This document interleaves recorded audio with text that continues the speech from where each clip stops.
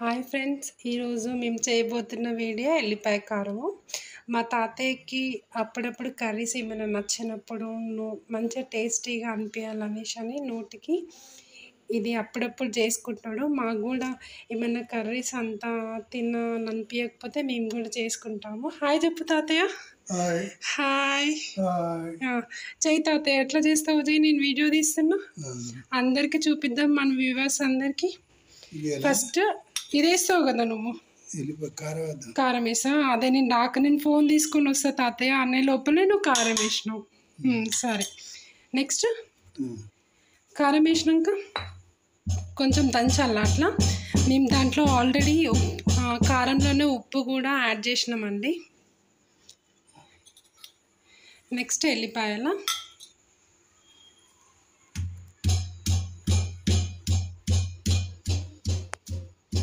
తాతయ్య జీలకర్ర వేయవా? మర్చిపోతున్నావు జీలకర్ర అది దంచినాక.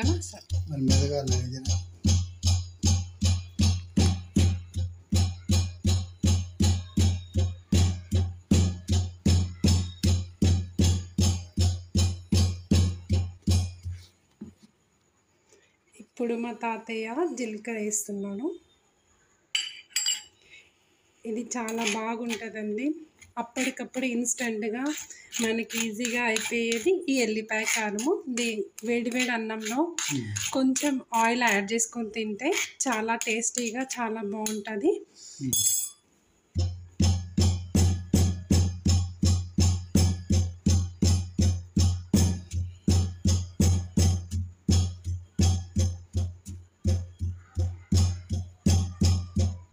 అయిపోయిందా తాతయ్య?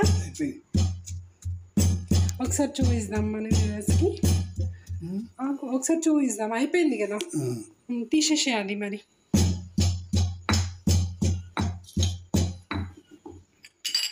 ఇదిగో ఫ్రెండ్స్, ఇది తర్వాత దీంట్లో కొంచెం ఆయిల్ యాడ్ చేసుకొని తింటే చాలా టేస్టీగా ఉంటుంది. నచ్చితే మీరు కూడా ట్రై చేయండి ఫ్రెండ్స్.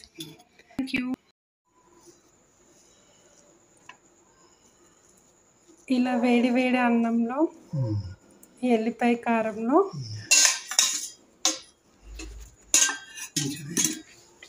ఆయిల్ యాడ్ చేసుకొని తింటే చాలా బాగుంటుంది ఫ్రెండ్స్. తప్పకుండా మీరు కూడా ట్రై చేయండి.